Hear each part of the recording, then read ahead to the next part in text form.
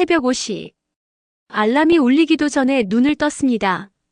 베개 위에 누워 천장을 바라보며 깊게 숨을 들이마셨어요. 오늘은 정말 특별한 날이었습니다. 40년간 산부인과 의사로 살아온 제게 오늘은 공식적인 은퇴일이었거든요. 침대에서 일어나 창가로 걸어갔습니다. 서울 시내가 한눈에 내려다 보이는 아파트 베란다에서 새벽 공기를 마시니 마음이 차분해졌어요. 정밀한, 이제 정말 자유로워지는 거야. 혼잣말을 하며 미소 지었습니다. 하지만 더 중요한 것은 오늘 오후에 있을 가족 모임이었어요. 딸 수진이와 사위 태연 그리고 15살 손녀 지은이가 함께 모여 제 은퇴를 축하하는 자리였습니다. 거울 앞에 서서 제 모습을 바라봤어요. 60대 중반이지만 여전히 단정하고 지적인 인상이었습니다. 수많은 생명을 세상에 받아들이는 일을 해온 자부심이 제 어깨를 곧게 세워주고 있었어요. 옷장에서 평소보다 조금 더 화려한 원피스를 꺼내 입었습니다. 오늘만큼은 특별한 날이니까요. 부엌으로 향해 정성스럽게 아침을 준비하기 시작했어요. 의사 생활 동안 바쁜 일정 때문에 제대로 해주지 못했던 가족들을 위한 요리에 시간을 쏟고 싶었습니다. 수진이가 어릴 적 좋아했던 미역국부터 끓이기 시작했어요. 찬물에 미역을 불리고 참기름에 볶아가며 국물을 우려내는 동안 옛 기억들이 떠올랐습니다. 엄마, 미역국 또 해줘. 어린 수진이가 밥그릇을 들고 졸라대던 모습이 생생했어요. 그때는 참 순수했는데 언제부터 우리 사이가 이렇게 멀어졌을까요? 미역국 다음에는 잡채를 만들었습니다. 당면을 삶고 각종 야채를 채 썰어 볶는 일이 손이 많이 가지만 오늘은 즐거웠어요. 가족을 위해 음식을 만드는 게 이렇게 행복한 일이었나 싶었습니다. 마지막으로 손녀 지은이가 좋아하는 떡갈비까지 준비했어요. 고기를 곱게 갈아서 양념에 재우고 하나하나 모양을 잡아가며 구워내니 벌써 오후가 되어가고 있었습니다. 지은이가 얼마나 좋아할까? 상상만 해도 가슴이 뿌듯했어요. 손녀를 위해서는 새로 출시된 명품 화장품 세트도 준비해뒀습니다. 백화점에서 점원이 추천해준 제품이었어요. 벌써 15살이니 이런 것들에 관심이 많을 나이였거든요. 예쁜 포장지에 리본까지 달아놓으니 마치 크리스마스 선물 같았습니다. 오늘만큼은 정말 행복한 하루가 되겠구나. 식탁에 음식들을 하나씩 차려놓으며 혼잣말을 했어요. 그런데 그 순간 마음 한구석에서 이상한 불안감이 스물스물 올라왔습니다. 왜 그럴까요? 분명 좋은 날인데. 점심시간이 다가오면서 그 불안감은 더욱 커졌어요. 평소에 수진이는 약속 시간을 잘 지키는 아이였는데 오늘은 왜 이렇게 조용할까요? 드디어 수진이에게서 전화가 왔습니다. 엄마, 오늘 모임 좀 늦을 것 같아요. 전화기 너머로 들려오는 딸의 목소리에 뭔가 이상한 기운이 느껴졌어요. 왜? 무슨 일 있니? 태연이가 갑자기 중요한 미팅이 생겼다고 해서요. 좀 늦어질 것 같아요. 그래. 괜찮다. 기다릴게. 하지만 수진이의 다음 말이 제 가슴을 서늘하게 만들었습니다. 그런데 엄마, 혹시 오늘 변호사 선생님 만나실 시간 있으세요? 중요한 얘기가 있어서요. 변호사? 순간 마음이 움츠러들었습니다. 왜 갑자기 변호사 얘기가 나오는 걸까요? 네, 엄마 은퇴하시니까 좀 정리할 일들이 있잖아요. 무슨 정리? 아, 그냥. 오시면 말씀드릴게요. 그럼 이따 봐요, 엄마. 수진이는 제가 더 물어보기도 전에 전화를 끊어버렸어요. 전화기를 내려놓는 제 손이 미세하게 떨리고 있었습니다. 의사로서 오랫동안 사람들을 상대해온 경험상 이런 어조는 좋지 않은 소식의 전조였어요. 설마 그런 건 아니겠지? 하지만 마음 한구석에서는 이미 무언가 잘못되었다는 신호가 울리고 있었습니다. 시계를 보니 벌써 오후 2시였어요. 음식은 다 준비되어 있는데 가족들은 아직 오지 않았습니다. 평소 같으면 벌써 왔을 시간인데. 거실 소파에 앉아 창밖을 내다봤어요. 따스한 햇살이 비치고 있었지만 제 마음은 점점 어두워져 갔습니다. 그때 제 인생을 돌아보게 되었어요. 20대에 의대를 졸업하고 산부인과 의사가 된 것부터 수진이를 낳아 기르면서도 병원 일을 놓지 않았던 것까지 정말 바쁘게 살아왔었죠. 남편이 일찍 세상을 떠나고 혼자서 수진이를 키우면서도 의사 일을 계속했어요. 환자들을 돌보고 새 생명을 받아내는 일이 제 삶의 전부였습니다. 그때 수진이에게 소홀했나? 문득 그런 생각이 들었어요. 딸이 엄마를 그리워할 때 저는 늘 병원에 있었거든요. 수술이 있거나 응급 환자가 있으면 집에 들어가지 못하는 날도 많았고요. 하지만 그 모든 것이 수진이를 위한 것이었는데 좋은 교육을 시켜주고 좋은 환경에서 살게 해주고 싶어서 더 열심히 일했던 건데 말이에요. 의대를 나온 수진이가 대학병원에서 일하다가 태연을 만나 결혼했을 때 저는 정말 행복했어요. 제 딸이 좋은 사람을 만나 가정을 꾸리는 모습을 보니 그동안의 고생이 다 보상받는 기분이었습니다. 특히 손녀 지은이가 태어났을 때는 그 작은 생명체를 안아보는 순간 눈물이 났어요. 제가 평생 받아낸 수많은 아기들 중에서도 가장 소중한 존재였거든요. 할머니가 많이 사랑해줄게. 그때 제가 지은이에게 한 약속이었어요. 하지만 언제부터인가 수진이와의 관계가 조금씩 어색해지기 시작했습니다. 제가 병원 일로 바쁘다 보니 손녀를 자주 봐주지 못한 것도 있었고 수진이 부부가 경제적으로 독립하면서 저와의 만남도 줄어들었어요. 그래도 가족이니까 괜찮다고 생각했는데 오늘 수진이의 목소리에서 느껴진 그 차가운 기운은 뭘까요? 시계 바늘이 삼시를 가리킬 때쯤 드디어 초인종이 울렸습니다. 왔구나. 서둘러 현관문을 열었어요. 수진이와 태연이 서 있었지만 지은이는 보이지 않았습니다. 지은이는 학원이 있어서 못 온다고 하네요.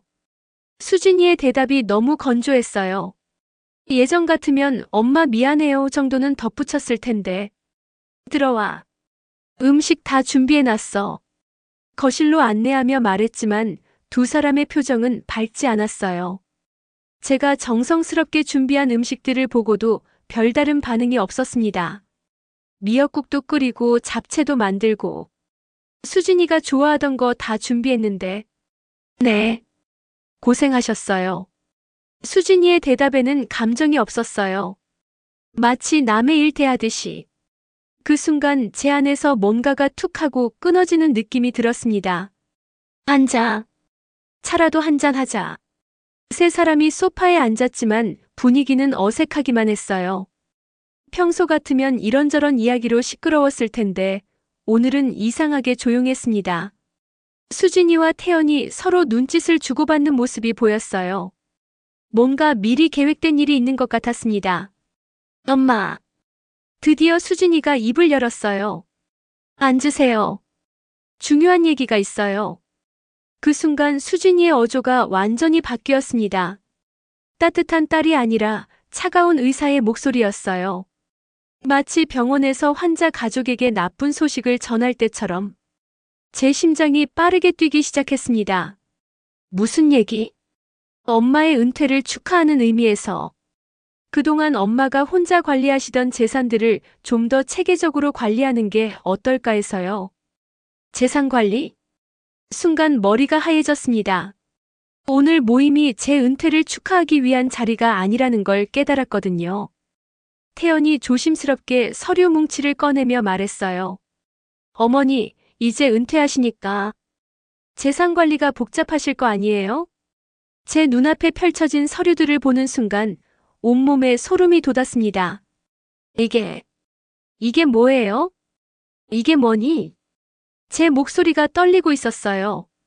재산관리 위임장이에요. 엄마 혼자서 부동산이며 주식이며 관리하시기 힘드시잖아요. 수진이의 말이 제 귀에 제대로 들어오지 않았어요. 아니, 들어오는데 믿고 싶지 않았습니다. 저희가 대신 관리해드리려고요. 그 말을 듣는 순간 제 안에서 무언가가 산산조각 나는 소리가 들렸어요. 이 모든 게 내 재산 때문이었구나. 손이 덜덜 떨리기 시작했습니다.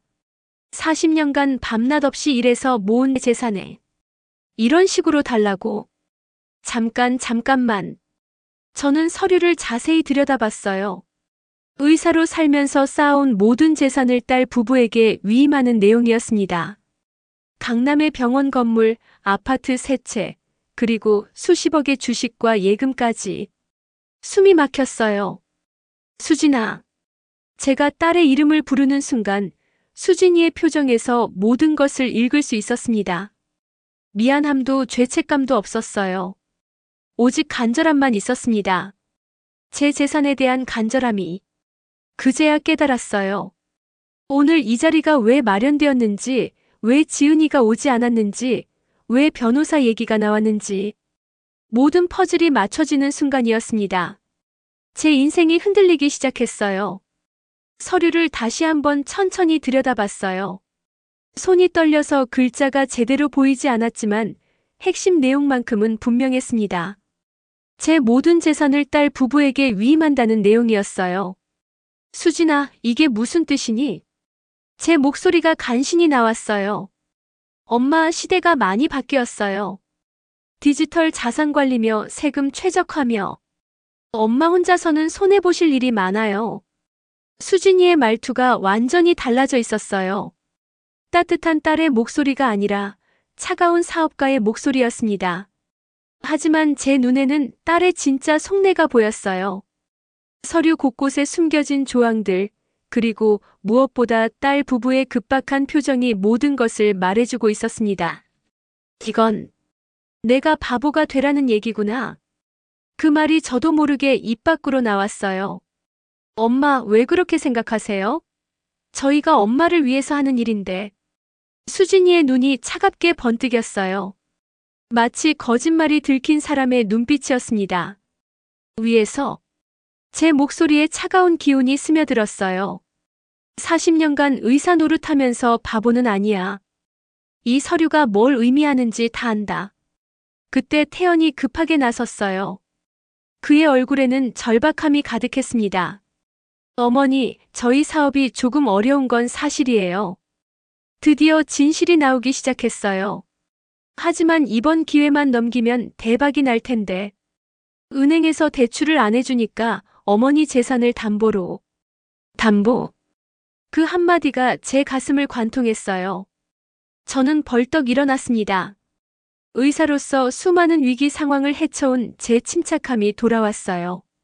내 재산을 담보로 너희 사업 자금을 마련하겠다는 소리구나. 제 목소리가 얼음처럼 차가워졌어요. 그것도 내 은퇴 축하한다면서. 엄마. 수진이가 급하게 일어서며 제 팔을 잡았어요. 하지만 제 마음은 이미 돌이킬 수 없는 지점을 넘어서고 있었습니다. 수진아, 내가 이런 아이였니? 제 목소리가 떨렸어요. 분노 때문이 아니라 절망 때문이었습니다. 내 엄마가 평생 땀 흘려 모은 돈을 이런 식으로. 그때였어요. 수진이가 완전히 폭발했습니다. 엄마는 혼자 뭘 그렇게 많이 모으셨어요? 그 순간 거실의 공기가 얼어붙었어요.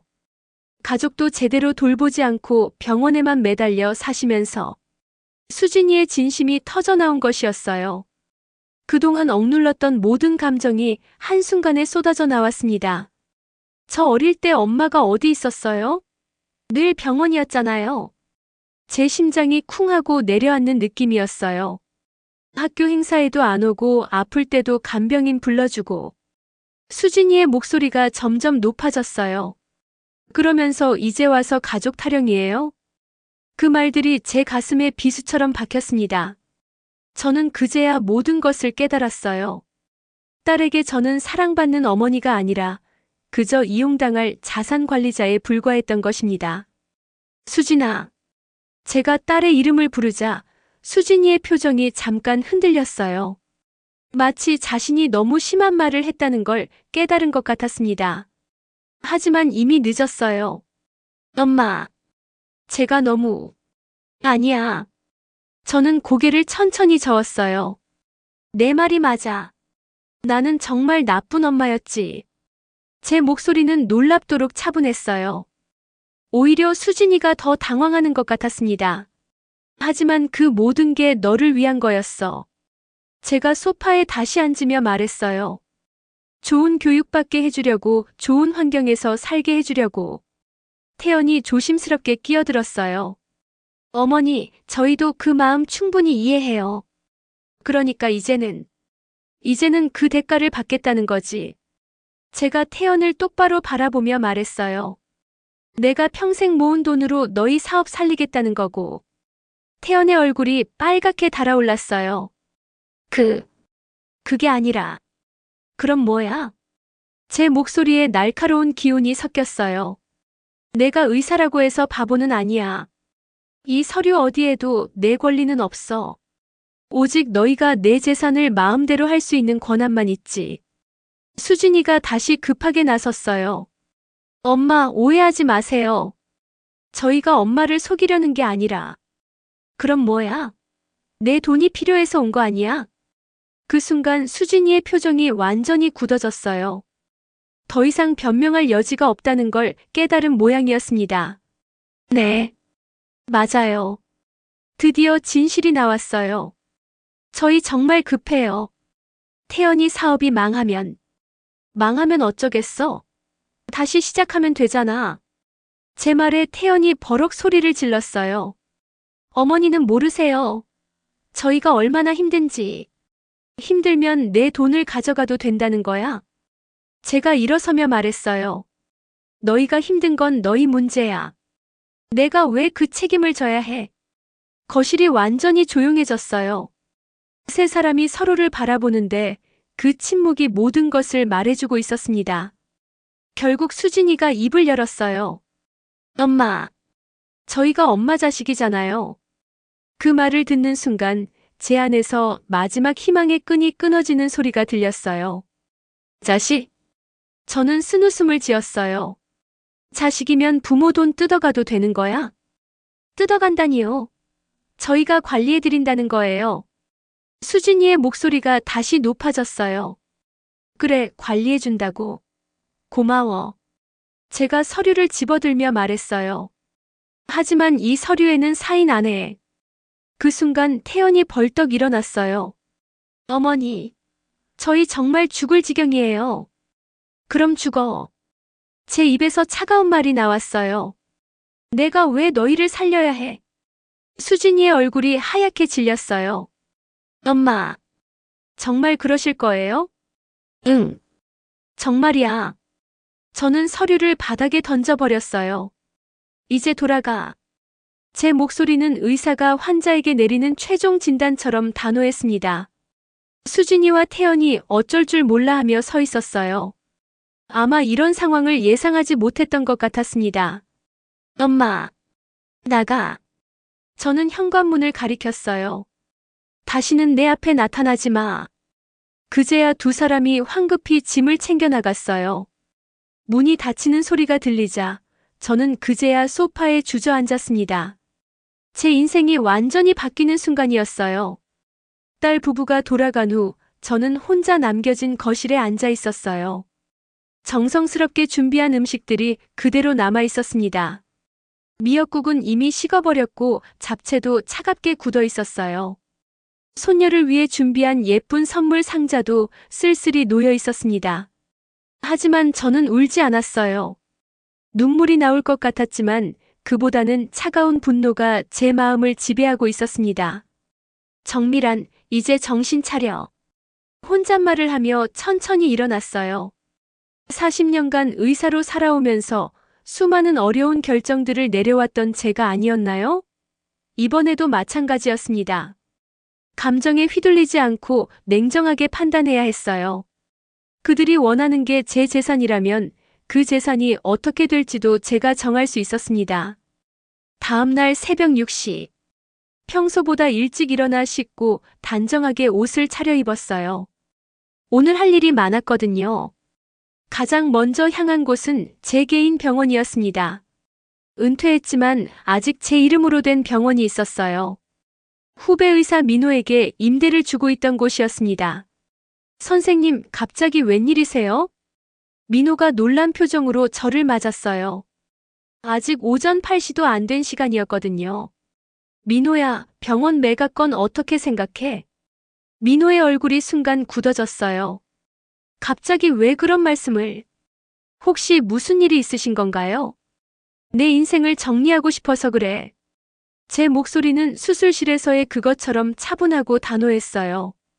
관심 있으면 감정평가 받아서 매각 절차 진행하자. 민호가 당황하며 제 손을 잡았습니다. 선생님, 너무 급작스러운 결정 아닌가요? 다시 한번 생각해 보세요. 이미 충분히 생각했어. 저는 민호의 손을 조용히 떼어냈어요. 3일 안에 답 줘. 안 사겠으면 다른 사람한테 팔 거야. 병원을 나와 다음 목적지로 향했습니다. 부동산 중개업소였어요.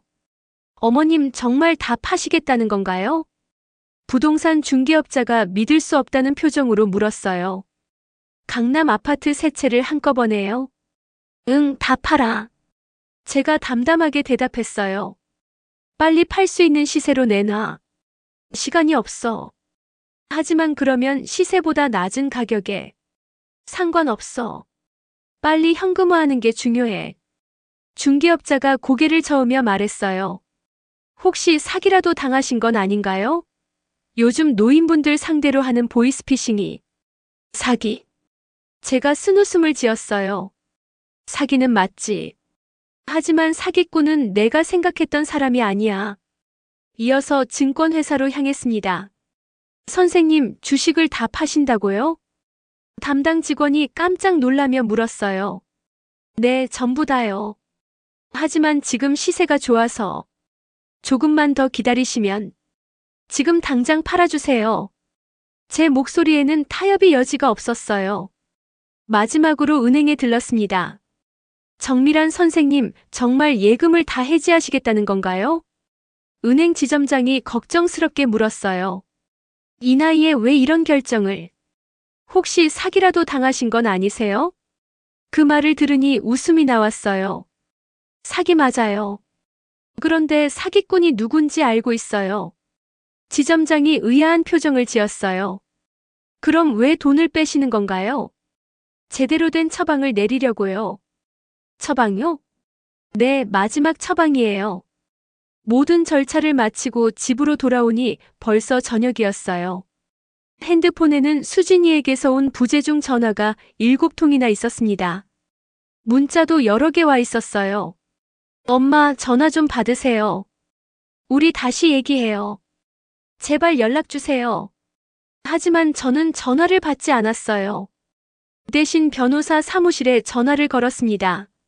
내일 시간 되세요? 중요한 일이 있어서요. 네, 선생님. 몇 시에 오시겠어요? 오전 10시요. 유언장 작성하러 갈게요. 그날 밤 저는 오랫동안 잠들지 못했어요. 창밖을 내다보며 지난 40년을 돌아봤습니다. 의사가 되어 수많은 생명을 살렸고 딸을 키워냈고 재산도 모았어요. 하지만 정작 중요한 건 놓쳤군요.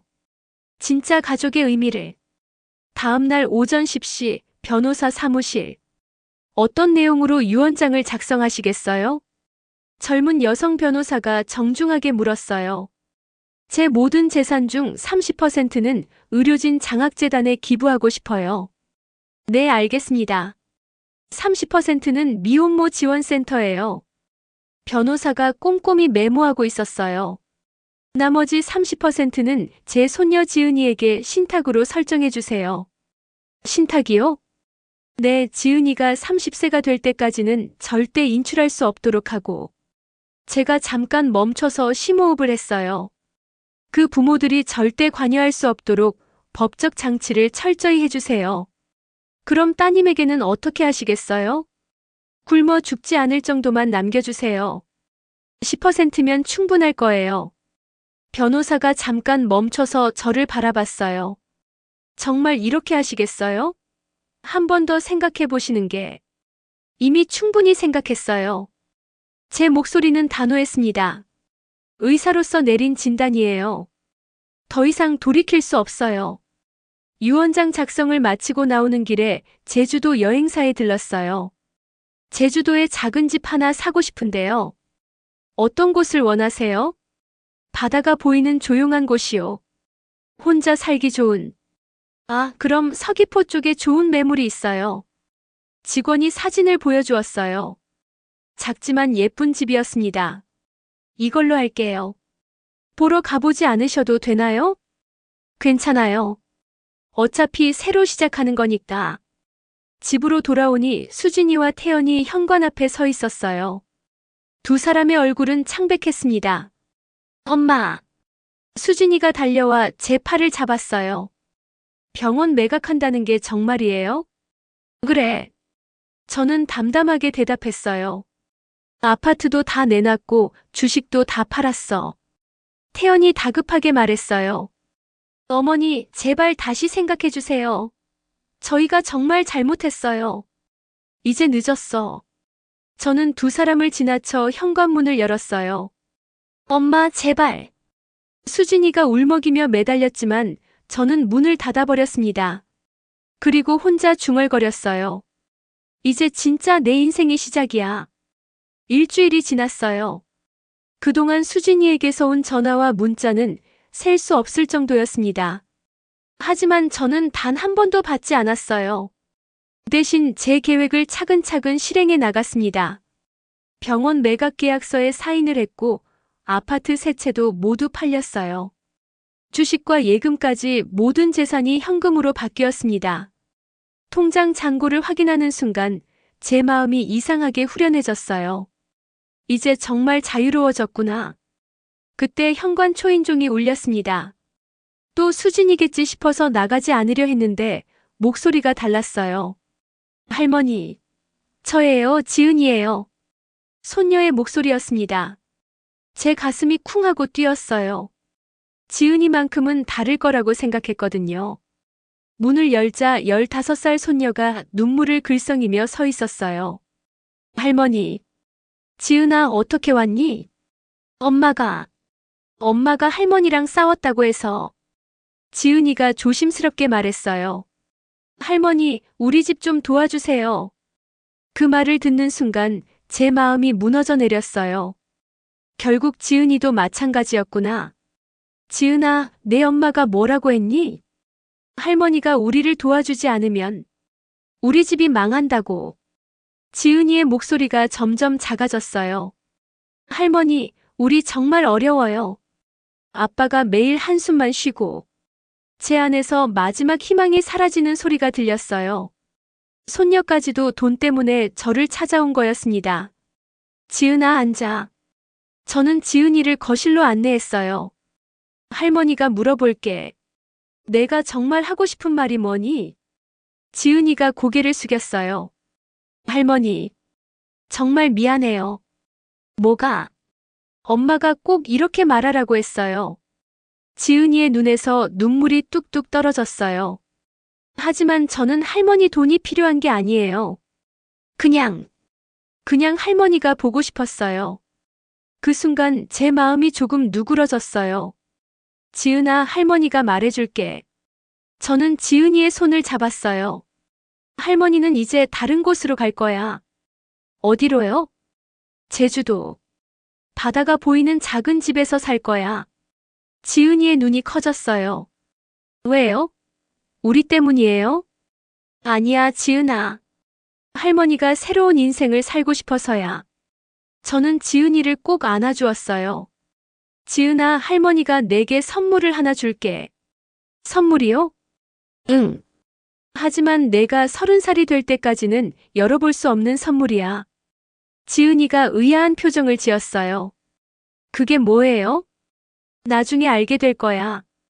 그때가 되면 내가 정말 할머니를 이해하게 될 거야. 지은이가 떠난 후 저는 마지막 준비를 했어요. 짐을 정리하고 제주도로 떠날 차표를 샀습니다.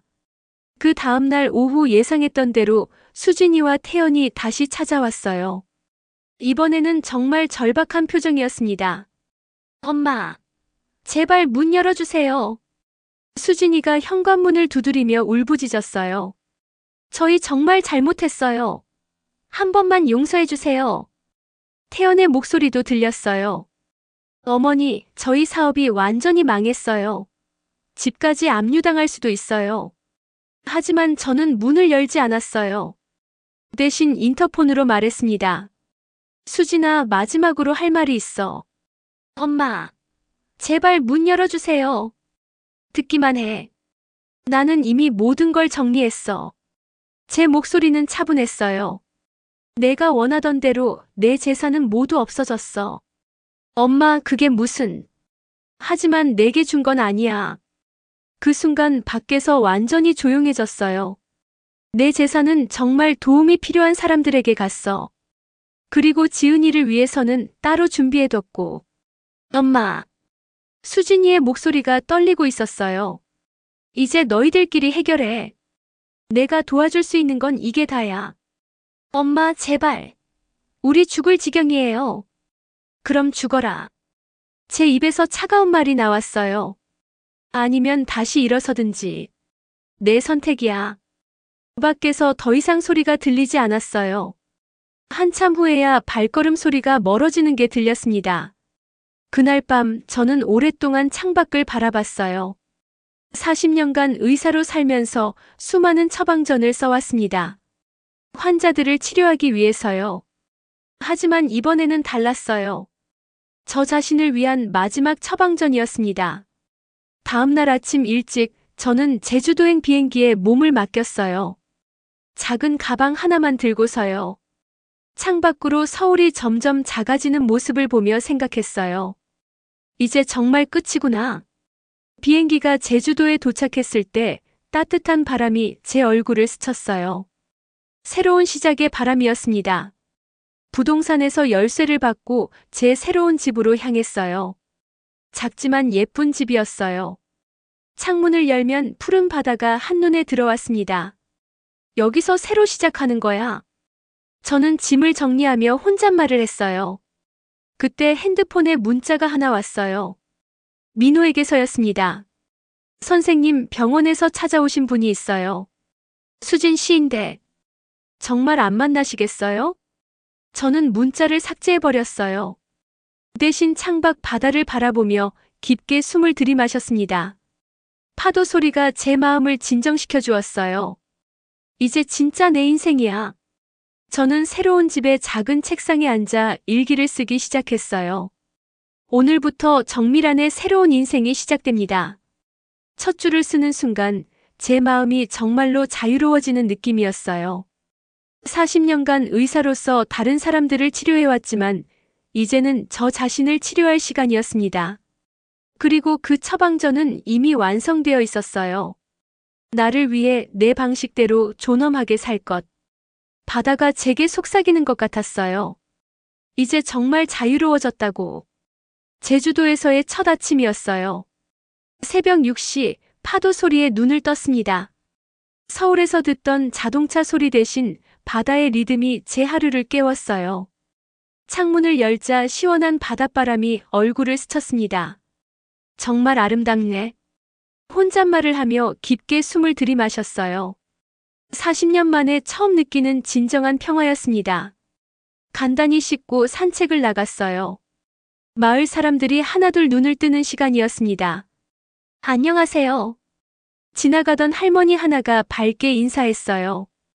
어머, 새로 오신 분이시죠? 서울에서 오셨다던데. 네, 안녕하세요. 제가 정중하게 인사하자 할머니가 환하게 웃었어요. 여기는 참 조용해요. 도시 생활에 지치셨나 봐요? 네, 좀 그래요. 그럼 잘 오셨어요. 여기서 맘 편히 쉬세요. 할머니의 따뜻한 말에 제 마음이 스르르 녹았어요. 이런 진짜 관심과 배려가 있었구나. 오후에는 마을 보건소를 찾아갔어요. 안녕하세요. 혹시 자원봉사할 수 있을까요? 자원봉사요? 젊은 간호사가 놀란 표정으로 물었어요. 네, 저 의사예요. 산부인과 의사였거든요. 정말이요? 와, 저희가 얼마나 의사 선생님이 필요했는데. 간호사의 눈이 반짝였어요. 마을에 연세 드신 분들이 많아서 진료받기가 힘드셨거든요. 그럼 제가 도와드릴게요. 돈은 받지 않을게요. 정말이세요? 그날부터 저는 새로운 일상을 시작했어요. 아침에는 산책을 하고 오후에는 보건소에서 마을 사람들을 진료했습니다. 돈을 벌기 위해서가 아니라 진정으로 사람들을 돕기 위해서였어요. 선생님 고마워요. 덕분에 아픈 게 다 나았어요. 선생님 서울에서 오셨다면서요? 왜 이런 시골까지 오셨어요? 마을 사람들이 궁금해했어요. 진짜 의사가 되고 싶어서요. 제 대답은 진심이었어요. 40년간 병원을 운영하면서 때로는 돈에, 때로는 명예에 얽매여 있었던 제 자신을 반성하며 이제는 순수하게 의술로만 사람들을 돕고 싶었습니다. 한 달이 지나자 마을 사람들이 완전히 저를 가족처럼 대해주었어요. 미란 선생님, 오늘도 수고하셨어요. 선생님, 저희 집에서 기른 감자예요. 가져가세요. 선생님, 바다에서 갓 잡은 생선이에요. 매일 이런 선물들이 제 집 앞에 놓여 있었어요. 진짜 가족이 이런 거구나. 서울에서 살 때는 몰랐던 따뜻함이었습니다. 어느 날 옛 병원 후배 민호에게서 연락이 왔어요. 선생님 안녕하세요. 잘 지내고 계세요? 응, 민호야. 잘 지내고 있어. 그런데 수진 씨 부부 얘기 들으셨어요? 제 마음이 살짝 흔들렸어요. 무슨 얘기? 사업 완전히 망해서 파산했대요. 지금 전세금도 못 내서 쫓겨날 위기라고 하더라고요. 한동안 말이 나오지 않았어요. 그래도 제 딸인데. 선생님, 계세요? 응, 있어. 도와주실 생각은 없으세요? 그래도 굶어 죽지는 않을 거야. 제 목소리는 생각보다 담담했어요. 일할 수 있는 몸이 있으니까. 민호가 잠시 조용했어요. 선생님, 정말 마음 안 아프세요? 아프지. 하지만 내가 도와줄 수 있는 건 이미 다 해줬어. 네. 이제는 걔들이 스스로 해결해야 해. 전화를 끊고 나서 저는 오랫동안 바다를 바라봤어요. 가슴 한편이 아렸지만 후회는 없었습니다. 그날 저녁 바다를 바라보며 차를 마시고 있을 때 핸드폰에 문자가 왔어요. 소녀 지은이에게서였습니다. 할머니, 저 이제 고등학생이에요. 제 마음이 따뜻해졌어요. 의대 가려고 공부하고 있어요. 할머니처럼 멋진 의사가 되고 싶어요. 눈물이 핑 돌았어요. 할머니 사랑해요. 나중에 꼭 찾아뵐게요. 저는 즉시 답장을 보냈어요. 지은아, 할머니도 사랑해. 훌륭한 의사가 되길 바란다. 진짜 환자를 위하는 의사가 되렴. 문자를 보내고 나서 미소가 저절로 나왔어요. 제가 내린 마지막 처방전이 제대로 효과를 발휘하고 있었습니다. 돈이 아닌 진정한 가치를 추구하는 새로운 세대가 자라고 있는 거예요. 다음 날 아침 평소처럼 산책을 나갔는데 한 아주머니가 급하게 달려왔어요. 선생님, 큰일 났어요. 왜요? 무슨 일이에요? 우리 며느리가 갑자기 배가 아프다고 해서. 혹시 아기가? 제 의사 본능이 깨어났어요. 지금 어디 계세요? 집에 있어요. 빨리 가봐요. 저는 급하게 아주머니를 따라갔어요. 산모를 진찰해보니 진통이 시작된 것 같았어요. 병원으로 빨리 가야 해요. 하지만 여기서 병원까지 너무 멀어요. 그때 제 안에서 40년 의사 경험이 되살아났어요. 괜찮아요. 제가 도와드릴게요. 2시간 후 건강한 아기가 태어났어요. 으앙! 아기의 첫 울음소리를 듣는 순간 제 가슴이 벅차올랐어요. 이거야. 이게 진짜 의사의 기쁨이야. 선생님 정말 감사해요. 산모가 눈물을 흘리며 말했어요. 그날 밤 저는 일기를 썼어요. 오늘 새 생명을 받아냈다. 돈도 받지 않았고 명예도 바라지 않았다. 그런데 이렇게 행복할 수가 있구나. 파도 소리를 들으며 생각했어요. 제 마지막 처방전은 가족을 위한 것이 아니라 진정한 자유와 존엄을 위한 것이었어요. 그리고 그 처방전은 완벽하게 효과를 발휘하고 있었습니다. 이제 저에게는 환자를 위한 처방전이 아니라 저를 위한 새로운 인생 처방전이 있었어요. 그 처방전의 내용은 간단했어요. 나를 위해 내 방식대로 존엄하게 살 것. 바다가 제게 속삭이는 것 같았어요. 이제 진짜 자유로워졌다고. 진짜 의사가 되었다고. 달빛이 바다를 비추는 밤, 저는 처음으로 진정한 행복을 느꼈어요. 40년 만에 찾은 진짜 제 모습이었습니다. 오늘의 사연다방 이야기가 재미있으셨나요? 더 좋은 내용으로 다시 돌아올게요. 구독과 알림 설정 부탁드립니다. 감사합니다.